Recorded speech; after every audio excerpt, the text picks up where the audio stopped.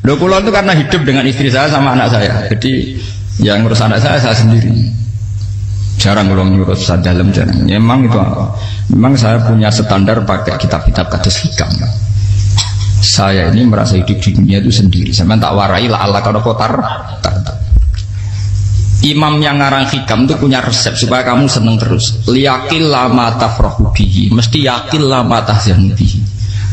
Usahakan sedikit sekali apa yang bikin kamu seneng, maka akan sedikit sekali yang bikin kamu susah. Jadi misalnya kulo nih, jadi kiai misalnya cari wong, kulo kiai wong alim, jelas nak ngalimnya ngalim, nak kiai rapati ya, nak ngalimnya jelas. Tapi nak kiai rapati, nah kan kiai tapi orang ngalim. Nah kulo nak darah wong alim malah beli ya jelas. Nak kiai rapati ya, kalau rapati nurut, tapi aturan masyarakat rapati nopo. Nah sampean kiai tapi orang nopo ngalim. Ya beda. Ndak ini memang bedanya jauh. Ya mungkin lebih kiai sampean cara derdek-derdek dongo meyakinkan sampean. Tapi cara artine dongo piye paham kulo. Lha boten iki nyata, sampe rasa tersinggung napa barang-barang napa nyata. Nah, kalau sering ditakoki kiai masalah resepnya apa jenis? Konjinan ratau susah, dal kita ratau wiridan, ratau muhajisib. Resepnya ilmu itu gini kata hikam. Ulama yang kayak hikam tuh pernah ngarang kitab tuh saking syukurnya entah saking angkuhnya terserah ngomentari. Kamu harus yakin bahwa di sisa hidup Anda itu tidak akan maksiat lagi. Sehingga kalau kamu ditegur maksiat, anggap saja akhiru maksiatin kudirat alika. Anggap itu yang terakhir. Siapa yang menganggap mohal bahwa dia tidak akan dosa sampai mati, berarti menganggap Tuhan itu lemah. Karena cara berpikir kita kan bayangkan hidup itu 40 tahun lagi. Misalnya saya sekarang buat 40, bayang urip kadang 4 tahun meneh. Sampean misalnya umur selawe, bayang selawe tahun meneh. Sehingga menganggap dalam durasi selawe tahun kok orang maksiat kan mohal. Apalagi sampai sudah tahu maksiat itu bakat tempah. Ya maksiat ya kelas-kelasan, nak bikin pacaran. Nak wong sing omah yo nakal, nak sing setengah soleh ya berbau proposal ya sesuai kontaknya DWD. Itu kan urusan masing-masing. Ya itu kan urusan masing. Moe waktu sabu ala wong ngene ora ana sing roh waktu sabu. Ala. Rombongan wali songo, mbok kangen wali songo, mbok golek selisih wawahu napa? Alam. Sing roh pangeran piap. Mbok kangen wali, mbok golek selisih margin. Niku pokoke wawahu napa? Ya, itu kan urusan jenengan mbek pangeran tuh, bukan urusan kula. Tapi tetap saya sebagai ulama mengingatkan niat itu ditoto. Begini, ulama dulu tuh ngitung hidup itu hanya 2 menit 2 detik, sehingga dia ya gampang saja. Kayak imam, kayak kanjeng Nabi itu, ya Rasulullah kenapa tidak menyediakan makan untuk besok? Loh, saya itu tidak yakin kalau hidup saya sampai besok. Ya sudah begitu cara, ya sudah tenang saja. Kalau sampean kan bayangkan hidup 4 tahun lagi, 5 tahun lagi, sehingga arah mangan ya wedi tenan. Padahal bolak-balik zaman cilik arah mangan tetap wedi. Jadi cara berpikir Nabi itu begitu. Begitu juga cara pikir sahabat, cara pikir ulama-ulama yang waras itu begitu. Loh, saya itu pernah melarat di Jogja zaman pertama merantau itu. Kalau nanti saya bilang, Gus kok tidak punya beras, tapi apa yakin nak sesuk urip paling. Kowe buta mangan sesuk, anak sesuk ijek napa? Cara berpikir ulama itu begitu. Sehingga melihat maksiat juga gitu. Alhamdulillah aku ijek urip 1 detik, 2 detik, 2 menit. Sehingga hidup. Dan itu sudah cukup untuk lafadzkan la ilaha illallah. Makanya kata yang ngarang hikam, betapa murahnya Allah. Surga itu hanya bisa dibeli dengan 2 menit. Karena surga itu senilai la ilaha illallah. Miftahul jannah la ilaha illallah. Itu cukup 1 menit. Berarti surga itu regane mau 1 menit. Dan karena dia nganggap hidup itu 1 menit ke depan, la ilaha illallah, ya sudah. Dia ngitungnya hidup itu per menit. Kalau sampean kan enggak, per 10 tahun, per 20 tahun. Sehingga kriminal betul, cara pandang sampean itu kriminal betul. Sehingga bayang kudu di duwe, kudu di bojo, nak kiai kudu di pengaruh. Nah kalau saya enggak, saya meskipun tidak sehebat itu, tapi mewarisi keilmuan mereka. Jadi misalnya saya jadi ulama, itu bayang loh, di santri mau sitok. Islam pokoknya ke Ahmadiyah ya gitu saja. Ya pokoknya ya sudah gitu. Orang bayang lo santri sing pampinan takwa khusyuk salam tempel demen gelo, demen apa? Lo tanyakan santri-santri saya itu mungkin belum pernah nyuruh istri saya bikin kopi. Bisa dihitung. Karena saya itu sederhana saja. Misalnya saya pergi dari Jogja, ini yang nyata saya alami. Bayangno bojo gue semaca, gawekno kopi, buka no lawang malah kecewa. Seperti umumnya orang kan gitu. Semerantau ada bayangno bojo gue nyambut, digawekno kopi, digodhogno banyu hangat, teman. Bareng teko bojone wangep kukur-kukur. Karena tarifnya dia ideal, maka mudah kecewa kalau itu tidak terjadi. Nak kula mboten sembayang napa Jogja bojoku cek utuh Islam. Nak salat 5 wulan ya sudah gitu. Pakai standar-standar yang minimalis. Saya dari rumah bangun sampai ngaji ya, pokoknya melek ya sudah nak salat madem napa. Mulane sudah gitu. Andai kan saya pakai standar maksimal, maka akan mudah kecewa. Rasulullah juga begitu. Rasulullah itu ngadepi Sayyidah Aisyah, itu ya begitu, ngadepi Hasan Husain. Sehingga tidak ada cerita Nabi mudah kecewa betul. Karena Nabi bayangkan anak istrinya itu ya minimalis sekali, urusan dunia loh maksudnya minimalis sekali. Misalnya Nabi pagi-pagi tanya, ya Aisyah apa ada sarapan? Tidak ya Rasulullah, ya ikan asumu kan itu saya puasa. Kalau sampean usul-usul orang juga no kopi wedok opo, itu kan repot. Muni-muni itibak sunnah Rasul tapi tidak pernah sampai mendekati sunnah nopo Rasul. Sehingga ya tenang saja Nabi. Saya tuh alhamdulillah bisa niru dalam gitu-gitu tuh bisa. Makanya ini kiai muda paling jauh. Banyak kiai-kiai sepuh itu kalau urusan gitu konsultasi masa. Gus siapa apa kain. Ini kalau ada sampai irade karena apa? Juga saya tidak pernah bayangkan apa tanggaku seneng aku atau orang ngaji aku kecewa itu tidak pernah bayangkan. Sama bukan makhluk, tidak penting. Kecewa itu tidak benar. Saya itu orang alim, ngerti ini warido kamat lubi, ora waridokum.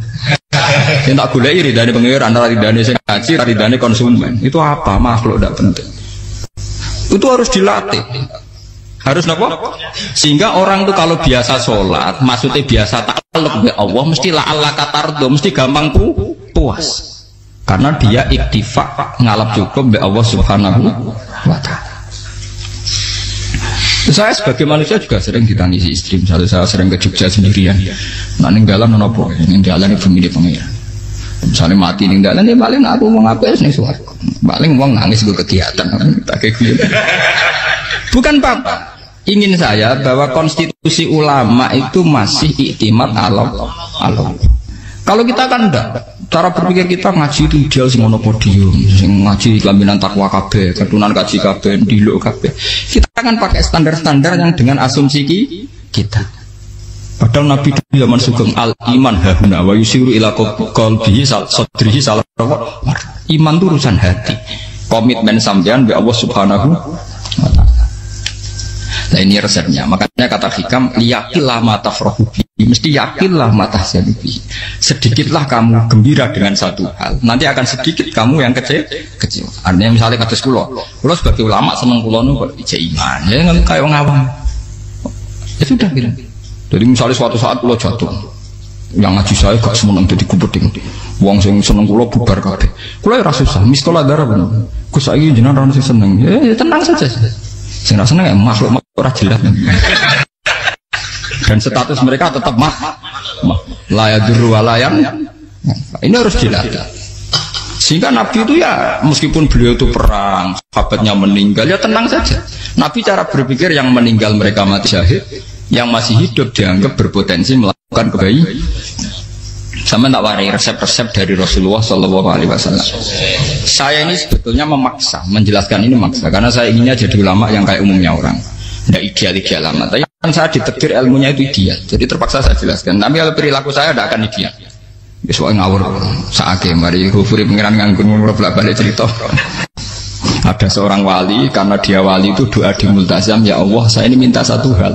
Karena dia wali maka tidak minta uang, tidak minta jabatan, minta engkau takdir saya tidak pernah maksiat. Itu kan bagus sekali, minta doa ditakdir gak maksiat kan ada. Dari pengiran malah Syafi'i. Fa'ena ada ghufran. Karena tahu maksiat malah sifat ghafurku tak ada kok endi. Gamane pengiran kan sifat ghafurku rak nganggur. Malah tidak ada orang selain Nabi kecuali ditakdir tahu maksiat dan sifat ghafuri pengiran efektif. Amin apa? Lara sampean kan ghafuri bonggo kabeh. Dadi karek sajidul iqab. Karena maksiat sampean sering. Jadi sifat ghafuri wis berlaku aktif. Saya karek nunggu sifat sajidul iqab. Paham ya? Itu beda dengan wali-wali. sifat sadidul iqab mau aktif, mereka tidak punya dosa. Malah pangeran bingung gak kok sifat ghafuril. Apa tak dakoki ghafur atau dosa. Didakoki sadidul iqab gak tahu maksiat. Jadi pangeran malah sing bingung. Nek kowe ora tau maksiat ghafur kok tak dakoki. Kok ora tau maksiat, wong iku ora tau apa? Didakoki sadidul iqab gak mungkin atau maksiat. Lah pangeran ape dakok ghafur kan syaratnya dosa sik. Sampeyan kan walian. Ghafure wis dientekno. Keseringan kepake, paham ya? Karek nopo. Karek sadidul iqab. Ya itu memang standar Tuhan. Semua Quran itu kalau nyeritakan gitu. Nabi ibadi anni anal ghafurur rahim. Kawulaku ceritani aku ghafurur rahim. Tapi yo ceritani wa anna adabi wal adabul alim. Jadi nabi ibadi anni anal ghafurur rahim wa anna adabi wal adabul alim. Kalau Nabi Ibrahim, Nabi Muhammad, inna rabbaka lasariul iqab. Pangeran cepat nyiksane. Tapi wa innahu laghafurur. Jadi dua sifat ini pasti aktif. Dan tentu ulama itu senang sifat ghafur itu ya meskipun aktif, tapi mereka tidak pernah ngambil fasilitas sifat nopo. Kalau baleni malih. Sehingga kayak Sayyidina Umar radhiyallahu anhu ketika beliau pertama jadi khalifah, ini cerita di kitab Hayati Sahabat. Pertama dia jadi khalifah, orang mengira dia akan ngomong hal-hal yang besar, visi besar tentang negara, visi besar tentang izzatil Islam wal muslim. Tapi ketika Umar pertama pidato begini, ayuhal muslimun ayuhan nas, ana, dari kata Sayyidina Umar, ana gulamun min bani Makhzum, akulu min kholati, saya ini pemuda dari Bani Makhzum. Kecil saya bisa makan karena bulik-bulik saya punya kebun kurma yang kalau saya memanen diopahi beberapa biji dan itu menjadi kuti wahayati, menjadi saya bisa hidup. Terus wassalamualaikum warahmatullahi wabarakatuh. Orang itu penasaran semua. Orang jadi khalifah pertama dibenem jadi Amirul Mukminin, pidatonya ngenang masa kecilnya ra kelar mangan, kelare mangan mergo buruh bulike, paham ya? Ngondoh kurma terus dikai tamarotin, beberapa kurma sing dadekno iso.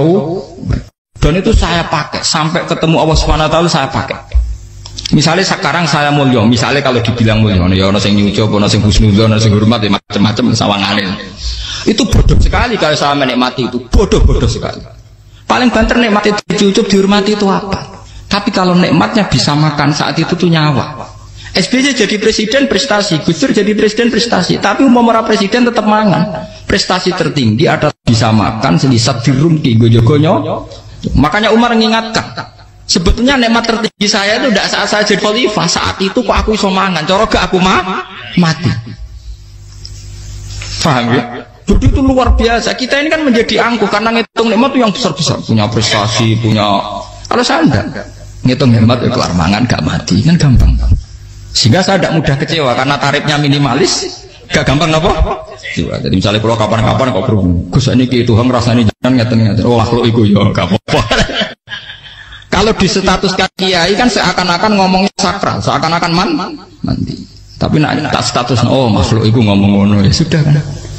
Menjadi kan sudah distatuskan sebagai apa? Makhluk. Tentu makhluk statusnya la yadurru wala yanfa.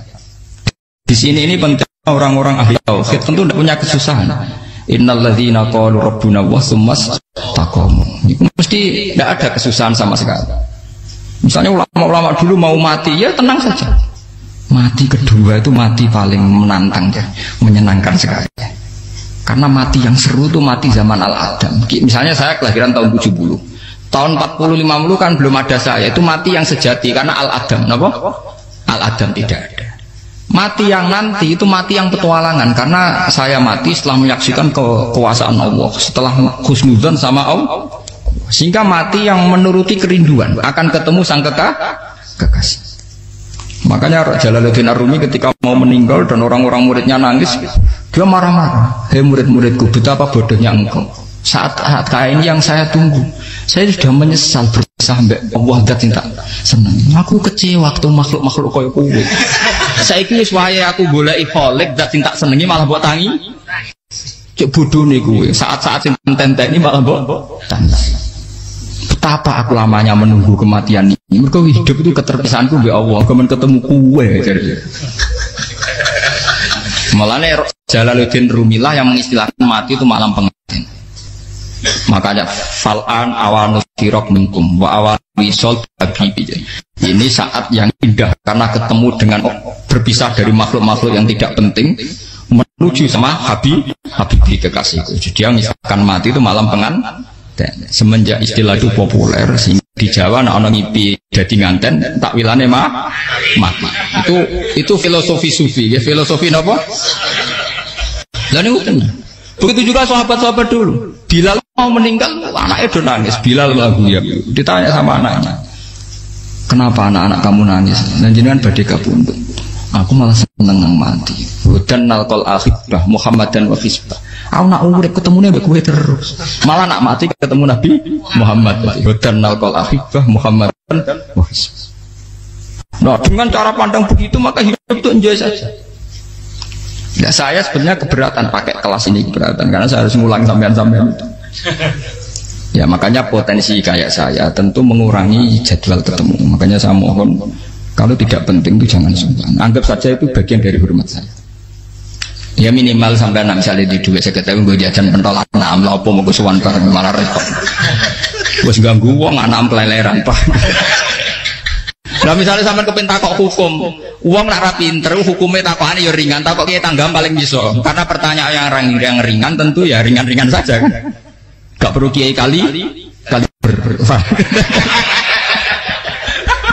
Sampeyan ora usah GR. Kula pertanyaannya angel Gus, gak ono sing iso jawab. Wong nak ra alim tahke, iku pertanyaane ya ora patimu. Tuh. Iku wis kangelan ngoten. Ini mboten ngenyek tapi padha enak. Padha napa? Makanya kalau latih. Jadi hikam sendiri itu ada manhaj, ada metode. Kalau orang supaya tardo, liyakil lama tafrohubi, yakil lama tahsen. Anak saya itu kalau habis main pulang, itu saya senengnya pol. Istri saya pernah cerita, Gus, anak mulai senengnya dek biro-biro, anakku mulai nih ngomah, misalnya terus biasa. Saya terus anakku lo main mulai itu seneng, biro-biro anakku mulai nih ngomah. Dipanggil anak saya bapak itu senengnya tak boleh, biro-biro ada yang manggil bapak. Jadi saya pakai standar minimalis sekali. Saya tidak pernah pakai tarif dia anak yang ideal dihormati orang-orang. Sebenarnya anakku sujud nih pangeran, ngerti pentingnya mau tasbih, makanya anak saya tak namakan tasbih semua. Itu ya sudah selesai. Saya tidak pernah bayangkan anak saya jadi kayak besar dihormati juga. Mari gampang kecil. Ya mas, saya kan Sayyidina Umar. Saya pemuda dari Bani Mahzub. Yang kecilnya bisa makan karena buruh bulikku. Akal tuh tamarot. Wah itu saya baca tuh nangis. Betapa hebatnya Sayyidina Umar mengingatkan ulang bahwa nikmat tertinggi itu ya makan, karena makan kaitannya nyawa. Orang jadi bupati, enggak jadi bupati tetap makan. Jadi kalau ngantin saya tarifnya minimalis sekali. Nah, kalau orang sudah makan gitu lah Allah kata tertentu mudah sekali. Tapi kalau sampai tarifnya ideal harus di mobil kudu sangune akeh. Mosok gue mobil gak sangu akeh. Barang gue sangu akeh kudu gue penderek. Mosok kere lunga juga kok tanpa penderek. Penderek majur. Mosok ora kena dikeloli itu malah repot. Akhirnya gue wong ayu. Harus selingkuh dijari sing kowe. Itu perkara meneh. Mau kok nuruti tahapan-tahapan duniawi makanya resep kalau ingin itu kan sholat, maksudnya sholat itu dihayati secara tauhid ya, dihayati secara tauhid. Misalnya inna sholati wa nusuki wa mahyaya wa mamati lillahi rabbil alamin. Itu akan pasti Allah kata pasti mudah melihat alam ini ridho. Ini satu sekelumit ya, di resep orang ulama yang saya meniru beberapa di kitab Hayati Sahabat, di kitab Hikam, dan meniru terutama semuanya sanad dari Rasulullah Shallallahu Alaihi Wasallam. Makanya suatu saat Nabi itu kagum. Abdullah bin Mas'ud itu jalan dan dikawal oleh beberapa malaikat. Terus Nabi itu heran. Ya kenapa itu selalu mengawal kamu? Kata Abdullah bin Mas'ud, ya Rasulullah, inilah akhtu khutwatan illa wa azunnu alla akhtu wa ukhra wa ma akaltu luqmatan illa wa azunnu alla alqamu ukhra. Saya itu tidak pernah melangkah kecuali saya tidak pernah yakin apa betul saya bisa melangkah lagi. Jadi perlangkahnya itu dia iktimat Allah. Dan saya tidak pernah mengunyah satu kunyahan kecuali saya tidak yakin apa betul saya bisa mengunyah lagi. Setiap kunyahnya tetap semuanya ada bismillah, semua itu atas nama pertolongan atas kata Rasulullah. Orang andikan saya ada nabi terakhir itu jadi nabi. Jadi makanya dulu nabi itu sering ngendikan, andikan orang-orang kayak gitu itu ada nubuah, tentu mereka punya derajat nopo nubuah. Jadi tidak jadi nabi tapi punya derajat nopo nubuah. Nah orang yang cara berpikir gitu tentu tidak khawatir apa yang hilang dari dirinya, karena dia berkontrak dengan Tuhan hanya per menit per detik. Jika mempunyai resep al-mu'min yusiru sana Allah ayakuna li nafsi zakiron. Seorang mukmin yang sejati tentu kontaknya dengan Allah Subhanahu wa taala, dan dia tidak pernah ingat dirinya sendiri. Kayak sampai napas umat tapi Allahu Akbar, Allah Maha Besar, subhanak. Selalu ana wong ngrasani termasuk lali utange barang itu. Tapi yang jelas kan menjadi enjoy dengan dirinya sendiri. Paham ya? Menjadi enjoy dengan dirinya karena dia tidak sering punya kontrak dengan makhluk. Nah ini maksudnya Allah kau. Janganlah Allah kata kamu pandang, apa nak sholat terus kabul kajati, apa nak sholat terus untuk duit ya ber. Karena cara pikir iso aja nak duit ya. Dan ini resep ya, dan resep ini dari ulama-ulama yang istinad ila Rasulullah Shallallahu Alaihi Wasallam. Karena kalau Nabi itu memang cara pandang begitu. Aisyah itu pernah ditanya, ya Aisyah, saya ini ingin makan, apa yang dari sahabat ini masih? Wah ya Rasulullah sudah habis karena tak kasihkan tetangga. Itu Nabi tidak marah-marah, malah bilang, kamu benar Aisyah, biru yang kamu kasihkan tuh yang masih. Kena daging dipangan dewe kadang nuruti nafsu, nak dikekno wong sudah kau nuruti perintahnya pengen. Jadi kanjeng Nabi beneran Aisyah dagingnya ijek, mau keluar tiang kok malah ijek, sing bogo sudah kau malah sing ijek. Cara berpikir Nabi itu begitu. Tapi tahu-tahu disederhanakan sunnah Nabi serbanan. Lah itu kan ya memang itu bagian dari sunnah Nabi, tapi sunnah seharga 10.000. Paham ya? Dia monggo mawon zaman sunnah Nabi serbanan gitu, tapi itu sunnah yang bisa dibeli dengan murah. Hakikatnya sunnah Nabi itu rata-rata bentuknya perilaku, napa? Zaman delok dawuh Aisyah, tengene tiba berjanji, kana khuluquhul Qur'an wa shimatuhul ghufran yansahu lil insan wa yafsahu fil ihsan wa ya'fu 'anil dzambi idza kana fi haqqihi wa sababi. Kana khuluquhul Qur'an, Nabi ku akhlak dasare wis kok Quran plek. Urusane akhlak. Wasimatuhul ghufron, ciri utama sifatnya Nabi gampang nyepuro. Yansahu lil insan, dan Nabi punya niat baik pada seluruh manusia. Wa yafsahu fil ihsan, sering melakukan ihsan. Dan sunnah Nabi ngoten kan luwih sering kula Quran ya wis hafal mulang. Wasimatuhul ghufron kula gampang nyepuro, sampeyan ngaji angop ora tau tamu. Yansahu lil insan, kula bedina nate tiyang mulang. Wayah sahufil ihsan tak ge gampang. Kula mulai ora tau itu sakmene kudu podium kudu wong dilo ya ora. Pokoke akhir kiamat dia ya madhep mulon ya sudah. Loh itu kan dawuh Aisyah ketika ditanya kaifa kana khuluqu Rasulillah. Dan itu semua dijawab oleh ahwal, oleh sebuah perilaku. Tidak ada Aisyah jawab nganggo atribut.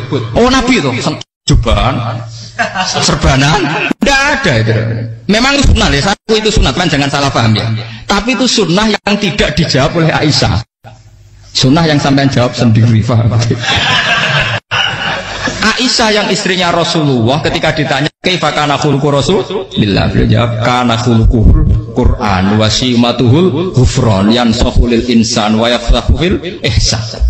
Semuanya akhwal wa ya'fu 'anil dzambi idza kana fi haqqihi wa sababi wa idza dia haqqu wa lam yakun li ahadi marra'ahu badihatan haba wa idza ta'ahul miskinu ajaba yaqulul haqqa walau kana murra wa la yutmiru lil muslimin hisaw wala. Semuanya itu akhwal, satu perilaku sosial. Saya mengakui kalau serbanan sunnah, ya saya ngakui. Tapi sunnah wis karena saya mewakili yang akhwal tadi, yang apa? Lah mungkin untuk sampeyan monggo kalau untuk ngisi sunnah. Tapi mbok ya adil. Ini bukan kritik mboten nggih. Yang meyakini serban sunat kan sudah banyak dan itu bagus. Tapi cobalah juga meyakini ahwalu Rasulillah. Makanya mansana sunnatan itu rata-rata ulama maknani siapa yang ikut sunnahnya Nabi. Rata-rata ulama nafsir ahwalu Rasulillah wa af'alu. perilaku sosial Rasul. Makanya terusannya wa idza da'ahul miskinu ajaba. Kalau dipanggil orang miskin ya datang. Ya maksudnya ada harus orang miskin manggil pas resepsi kawin mboten. Misalnya ana wong melarat kuwi di sepeda motor, wong melarate yo ngeteroni puskesmas ya mbok terno. Wong melarat lara yo nukono misale apa minyak kayu putih mbok tekani. Ora kok ngerti-ngerti mbok musan walimatul urus sing wajib piye. Payah. Lho lan padahal miskin aja be ora ana hadise urusan walimatul urus mboten. Kalau orang miskin manggil ya dalam riwayat hadis ya Nabi sering dipanggil orang miskin ya Rasulullah mbok datang ke rumahku ada apa terus ya Nabi saya tuh ingin rumahku sing elek jenengan nanti salat teng mriku ya Nabi datang ya salat saja ya harus jamuan fi ayyi makanin aradta an usolliya fi kamu di tempat mana kamu seneng salat teng mriki ya Rasulullah ya Nabi salat sing ngundang ya waras pisan kenangan mek Nabi kok mae dienggo salat Nabi ambean tahu tanggung kiai kon salat kon promosekno anakmu iku paham Kiai itu nggak nunggu kersane ketampi PNS. Padahal kiai ini dia anak era PNS. Kalau dulu kan sahabat ngundang Nabi itu ya gitu. Rasulullah saya itu ingin sekali engkau sholat di rumahku. Fatakhidahu musollan. Kemudian tempat yang pernah engkau sholati mau tak pakai musola pribadi. Makanya masjid kiblat itu rumahnya sahabat. Karena dulu Nabi pernah sholat di satu tempat. Adalah ono perintah tahlilul kiblat itu di rumahnya sahabat. Itu sahabat dulu itu kalau ngaturin Nabi itu kenanya ingin Nabi pernah sholat di situ. Nah, ilmu ngeten ini mentek. Ya untungnya nonton kulo, jadi ono sing eling-eling bang. Nah, teman kudu syukur ya, artinya syukur ya. Orang kayak saya itu tidak usah sampean dikte-dikte ngikuti hukum adat. Kalau ngoten sampean gelo mergo kula ora iso teko, kula ya gelo perkarane ulama kok mbok atur.